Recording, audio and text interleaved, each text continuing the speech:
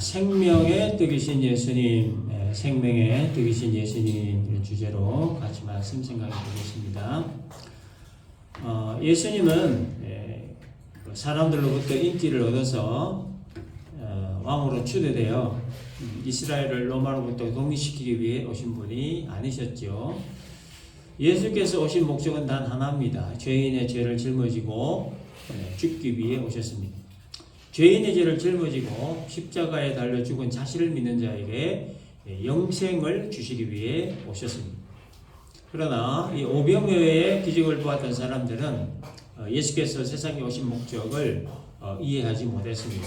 그저 예수께서 행하셨던 기적 그 자체에만 매료되었을 뿐이었고, 그래서 예수를 따르면 적어도 먹는 문제는 염려하지 않아도 된다, 이런 생각만 가지고 예수님을 왕으로 추대하려고 했던 거죠.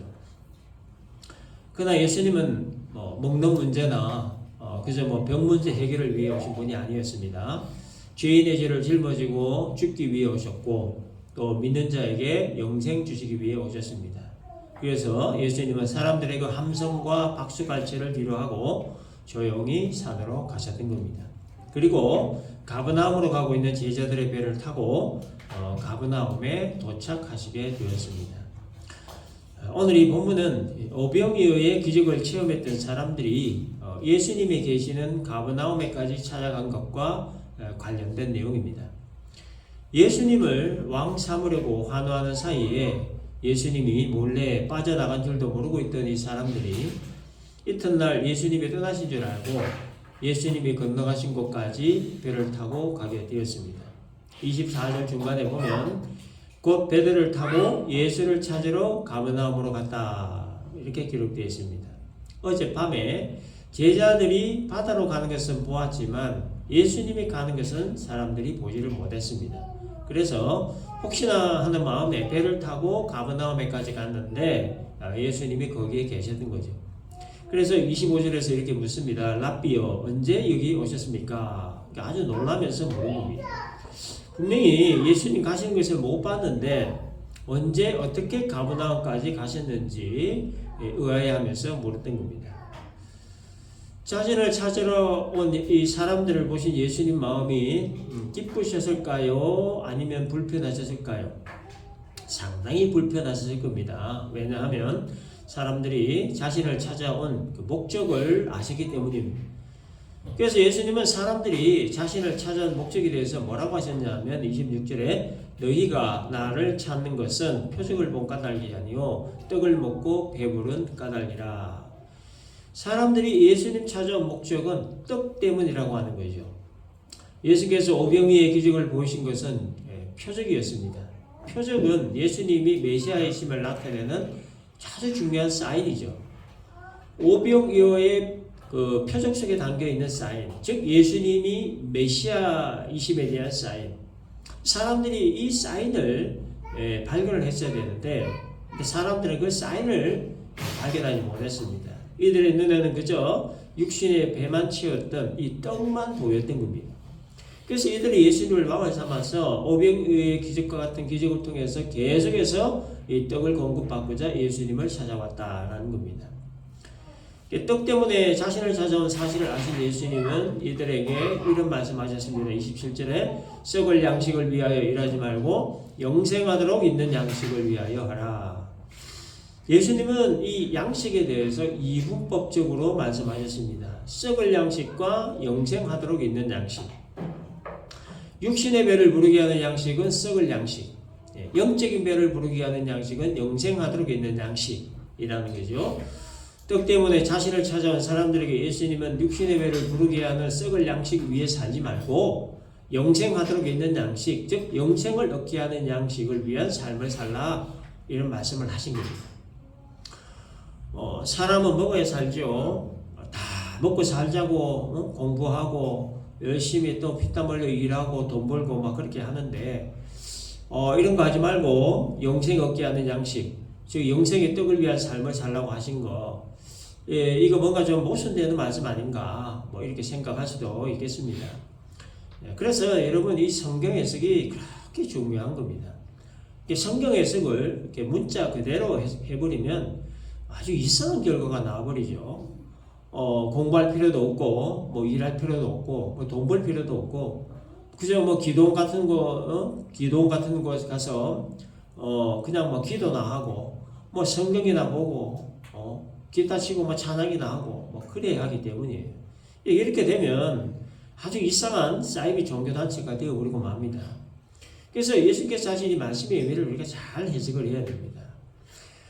예수님은 물론 우리의 필요를 채우시는 분입니다. 목마른 자에게는 물도 주시고 배고픈 자에게는 빵도 주시고 또 병든 자에게는 치료도 해주시는 분이에요. 사람의 필요를 외면하시는 분이 절대 아니시죠. 그러나 잊지 말아야 할 중요한 사실 하나는 사람의 필요를 채워주는 일이 예수님이 오신 궁극적 목적이 아니다라고 하는 거예요. 사람의 필요를 채워주는 일들은 이거는 2차적인 문제고 예수님 오심의 1차적인 목적은 사람들을 구원해서 영생 주시는 거예요. 근데 사람들은 그 영생에 대해서는 그렇게 큰 관심이 없었습니다. 지금 당장 고픈 배를 채워주는 그 떡에만 관심이 있었던 거예요. 그래서 예수님이 하신 말이 그거예요. 눈앞에 보이는 떡이 인생의 전부가 아니다.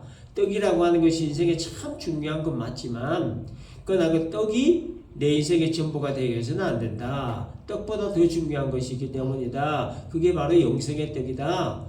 따라서 사람은 영생의 떡을 위해 살아야 된다. 이런 의미의 말씀을 하셨던 거예요.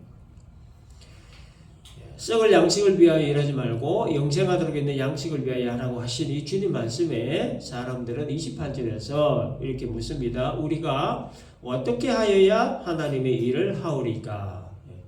사람들은 이 영생하도록 있는 양식을 위하여 일하라 라고 하신 예수님 이 말씀을 하나님의 일로 이해를 했습니다. 그래서 하나님의 일을 어떻게 해야 합니까? 이렇게 물은 거예요. 하나님의 일 중에 어떤 일을 해야 영생의 떡을 먹을 수 있겠습니까? 이런 물음이었어요. 이 물음에 대해 주님은 29절에서 이렇게 말씀합니다. 하나님께서 보내신 일을 믿는 것이 하나님의 일이다. 사람들은 영생의 떡을 얻기 위해 어떤 일을 해야 되느냐 이런 질문을 했고 예수님은 하나님이 보내신 일을 믿는 것이다 이렇게 말씀하셨어요. 사람들은 일을 말했고 예수님은 믿음을 말했습니다. 일과 믿음 이 둘 사이에는 율법과 복음이라고 하는 아주 중요한 신학적 이슈가 담겨 있습니다. 결론부터 말하면 사람들이 했던 질문은 율법주의를 말하는 것이고 예수님께서 말씀하신 것은 복음주의를 말하는 거예요. 율법주의라고 하는 것은 어떤 일을 행하는 것을 말합니다. 율법을 지켜 행함으로 구원받고 율법을 지켜 행하는 것이 하나님의 일이다 라고 하는 것, 이것이 바로 율법주의죠.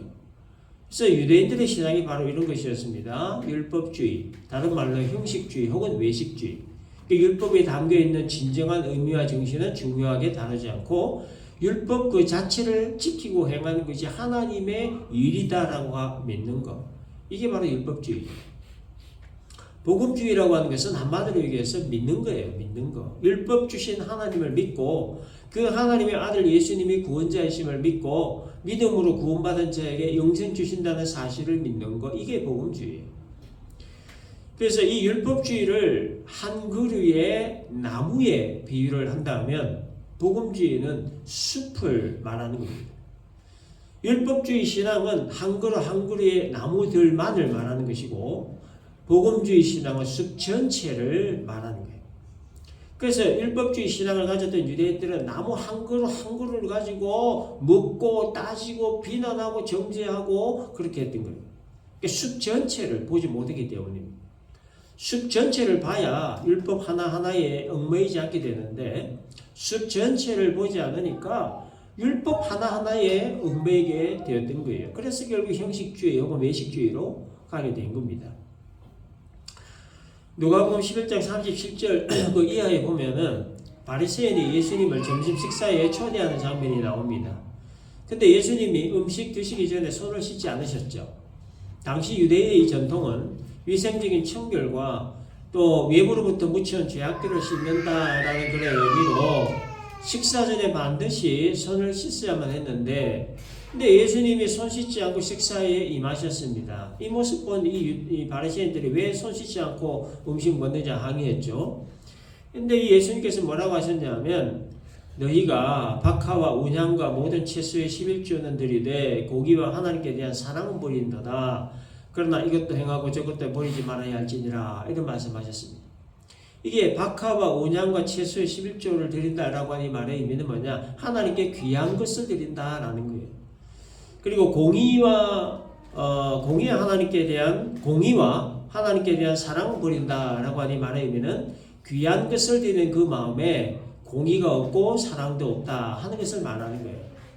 그러니까 하나님께 귀한 것을 드릴 때 가져야 하는 마음, 중요한 마음 두 가지가 있는데, 하나는 공의의 마음이고 다른 하나는 하나님을 진실되게 사랑하는 마음이다, 그런 말이에요. 공의의 마음이라고 하는 것은 바르고 정직한 것을 말하는 거예요. 하나님께 귀한 걸 드릴 때 바르고 정직한 마음, 그리고 하나님을 진실되게 사랑하는 마음으로 드려야 한다, 그런 얘기예요. 그러나 유대인들은 이 박하와 운향과 모든 채소의 11조와 같은 이 귀한 것을 하나님께 드릴 때 바르고 정직하게 드리는 마음과 하나님을 진실로 사랑하는 마음, 이 두 마음 없이 하나님께 드렸다. 이것이 예수님의 지적이었던 거예요. 하나님께 귀한 것을 드리는데 그 마음이 형식적이고 가식적이었다, 그런 얘기예요. 그래서 이 박하와 운향과 모든 채소의 11조 이것을 한 그루의 나무에 비유를 한다면, 하나님께 드리는 공의의 마음과 이 사랑의 마음이 바로 숲이라고 하는 거예요. 유대인들이 하나님께 귀한 걸 드릴 때 바르고 정직한 마음, 하나님 사랑하는 마음과 같은 숲의 마음으로 드리지를 않고 형식적이고 가식적인 한 그루의 나무와 같은 마음으로 드렸다, 그런 말이에요. 예수님이 지적하신 것이 이거예요. 형식주의, 외식주의, 율법주의와 같은 편협되고 지엽적이고 비본질적인 것, 이것을 지적하신 겁니다. 그러나 주님은 이것도 행하고 저것도 버리지 말아야 한다, 이렇게 말씀하셨습니다. 한 그루의 나무도 필요하고 숲도 필요하다, 그런 얘기예요. 나무가 있어야 숲이 되고 숲이 있는 곳에 나무가 있기 때문입니다. 그래서 이 말은 뭐냐? 율법적인 행위도 필요하고 율법의 내용도 필요하다, 그런 뜻입니다. 그런데 우선순위를 높게 볼 때 무엇이 먼저냐 하는 거예요. 율법이 먼저냐 복음이 먼저냐 하는 거예요. 복음이 먼저다고 하는 게 예수님 말씀이죠.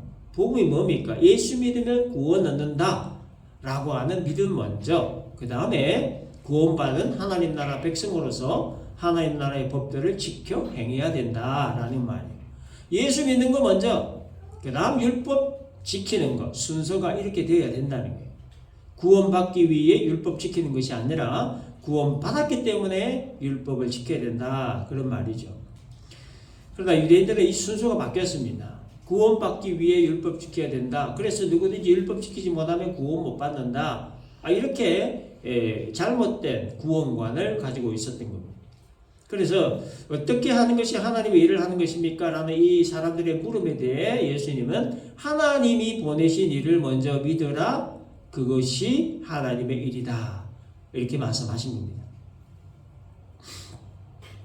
여러분, 교회가 이 운영이 잘 되려고 하면 교회에 소속된 한 사람 한 사람의 역할이 참 중요하죠. 목사는 목사로서의 그 역할을 잘해야 되고, 성도는 성도로서의 그 역할을 참 잘해야 됩니다.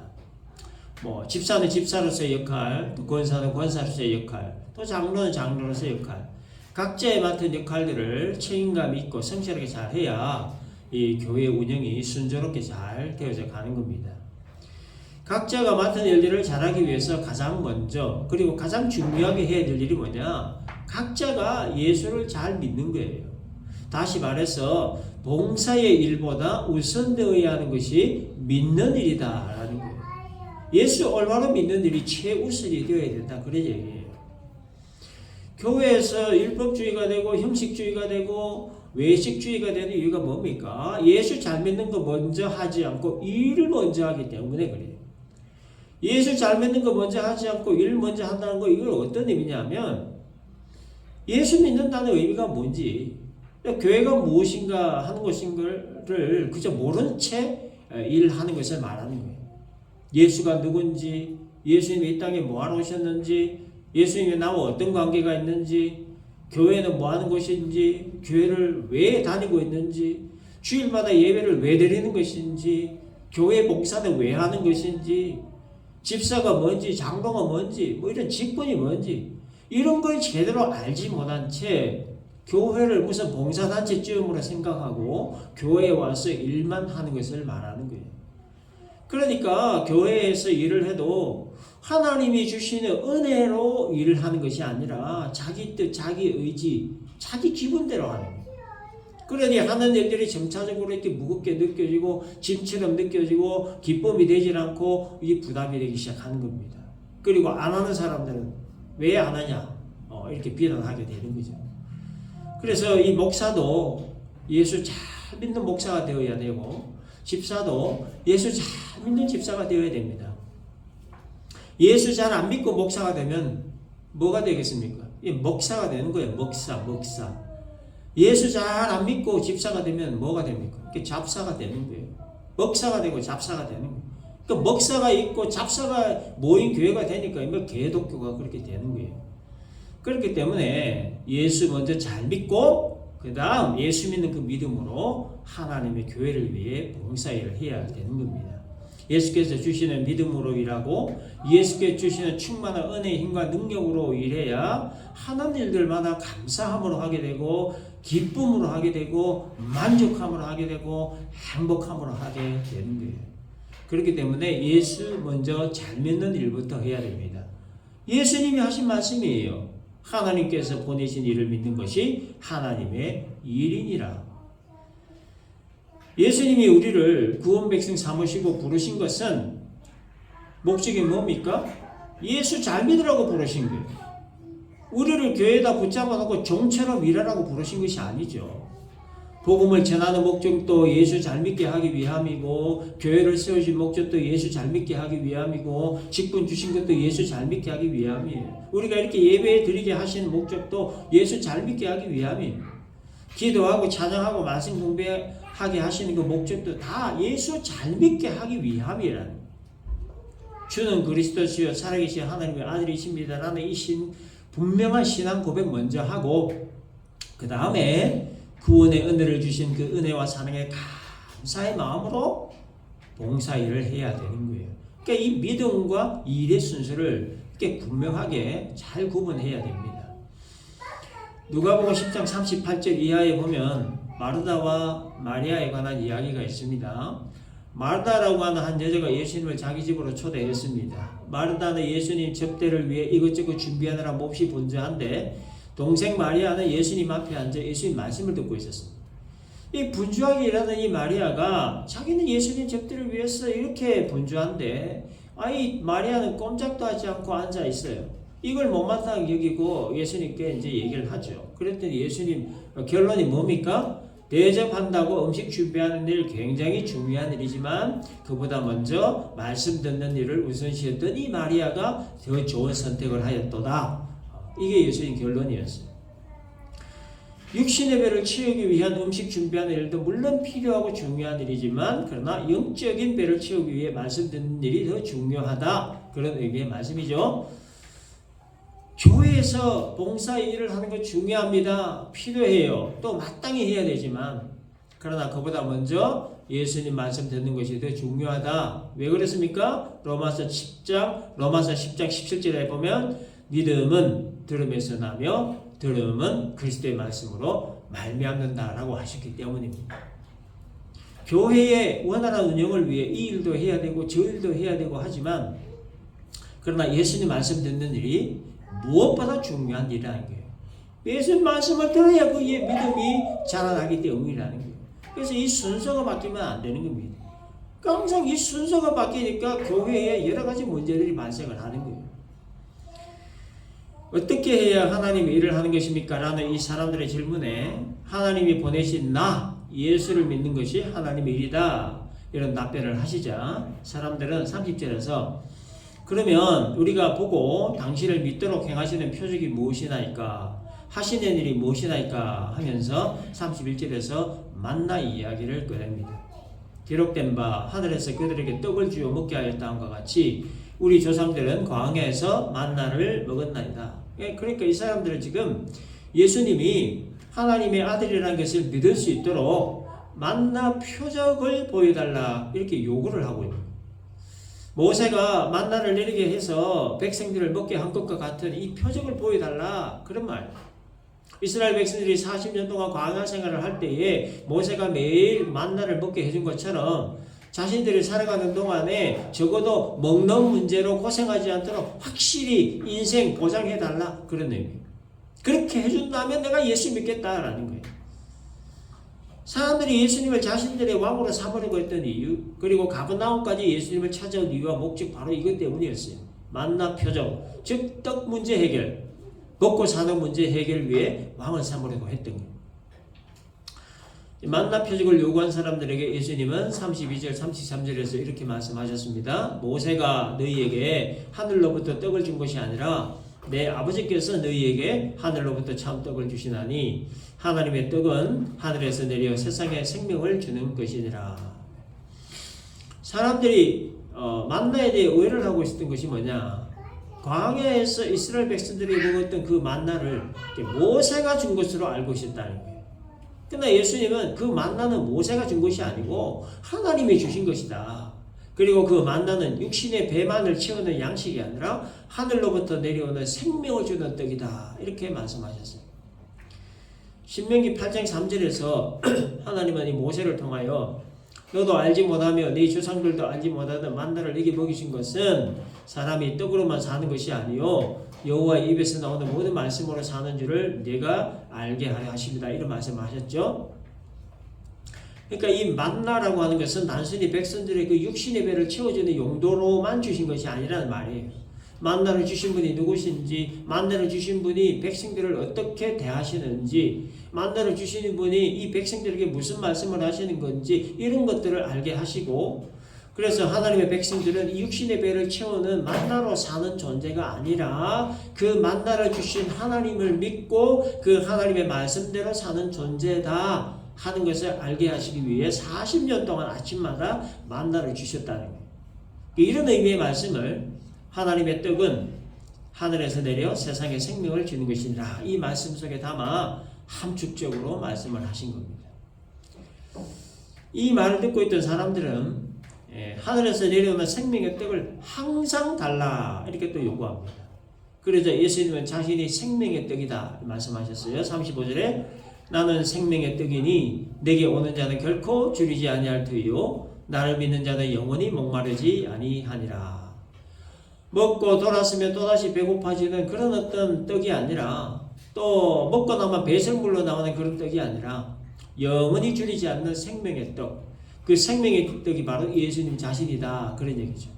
따라서 생명의 떡인 예수를 믿으면 영적 배부름이 영원히 지속될 것이다 그런 말이에요. 자, 그런데 문제는 사람들이 생명의 떡이신 예수님을 앞에서 보고서도 믿지를 않는다는 거예요. 36절 그러나 너희는 나를 보고도 믿지 아니하는도다. 이들은 예수께서 행하신 오병이의 표적을 보았음에도 불구하고 예수님을 하나님의 아들로 구원자로 메시아로 믿지 않았다는 거예요. 이들의 관심은 오직 육신의 배를 채우는 그 육신의 떡밖에 없었기 때문이에요. 그래서 평생 떡 걱정 없이 살게 해줘. 그러면 내가 믿겠다. 근데 예수님은 먼저 믿으면 영원히 줄이지 않는 떡이 생긴다는 거예요. 사람들은 떡 주면 믿겠다. 예수님은 먼저 믿으면 떡 준다. 이거예요, 이거. 에어컨 좀 둡시다. 자, 그런데 떡 주면 믿겠다라고 한 이런 종류의 사람들은 막상 떡을 줘도 결국엔 예수님 안 믿습니다. 왜냐하면 처음부터 이 떡이 목적이었기 때문에. 그래서 처음에는 떡이 참 맛있다. 이 맛있는 떡을 배부르게 먹을 수 있어서 참 좋다. 참 감사하다. 떡 주신 예수님 감사합니다. 이렇게 하는데 시간이 점점 흐르면 이 떡 맛이 왜 이러냐? 떡이 왜 이리 질기냐? 더 맛있는 떡 없냐? 사람이 어떻게 떡만 먹고 사냐? 이렇게 하면서 계속 다른 요구를 하게 되는 거예요. 만족이 없는 거예요. 감사가 없는 거예요. 생각이 다르고 보는 것이 다르고 관심이 다르고 목적이 다르기 때문에 생각이나 보는 것이나 관심이나 목적이 육신의 배를 채우는 것에 맞춰져 있다면 기적을 아무리 보여주고 아무리 많은 떡을 공급해줘도 떡만 먹고 결국에는 믿지 않고 다 떠나는 거예요. 끝없이 요구만 하는 거예요. 그래서 이 예수 믿는 거 먼저 하지 않으면 결국 이런 모습이 될 수밖에 없게 된다 하는 겁니다. 그러므로 예수님이 행하신 표적 물론 중요하지만 그보다 먼저 표적 행하신 예수님 자체를 믿어야 된다는 거예요. 생명의 떡이신 예수님을 먼저 믿어야 영원히 줄이지 않는 영생을 얻기 때문이다 하는 겁니다. 자, 계속해서 예수님은 38절에서 내가 하늘에서 내려온 것은 내 뜻을 행하려 함이 아니요 나를 보내신 이의 뜻을 행하려 합니다. 이런 말씀하셨습니다. 예수님이 이 세상에 오신 목적은 하나님의 뜻을 행하기 위해 오셨는데 그 하나님의 뜻이 뭐냐는 거예요. 39절에 나를 보내신 이의 뜻은 내게 주신 자 중에 내가 하나도 잃어버리지 아니하고 마지막 날에 다시 살리는 것이다. 그리고 40절에 내 아버지의 뜻은 아들을 보고 믿는 자마다 영생을 얻는 것이다. 자, 이것이 성자 예수님을 이 땅에 보내신 성부 하나님의 뜻이다. 성자 예수님을 통한 성부 하나님의 뜻 두 가지입니다. 자기 백성 하나도 잃어버리지 않는 것, 그리고 예수 믿는 자에게 영생 주시는 것. 이 두 가지 목적을 위해 예수님이 오셨다라는 겁니다. 자, 그래서 오늘 우리가 이 본문 말씀에서 예수님 말씀 중에서 딱 한 가지만 딱 기억합시다. 오늘 많은 말씀들을 나눴는데 한 가지만 딱 기억합시다. 썩을 양식을 위하여 일하지 말고 영생하도록 있는 양식을 위하여 하라 하는 이 말씀. 이 말씀 의미가 뭐랬죠? 생명의 떡이신 예수님 잘 믿는 일이라는 이 말씀을 우리가 잘 기억을 하고, 자, 우리 모두 다 하늘에서 내려온 생명의 떡이신 예수님을 잘 믿음으로 말미암아 영생 얻은 복에 대한 지속적인 기쁨과 감사와 만족과 행복을 날마다 순간마다 누리며 살아가는 우리 모두가 되시기를 주님의 이름으로 축원합니다.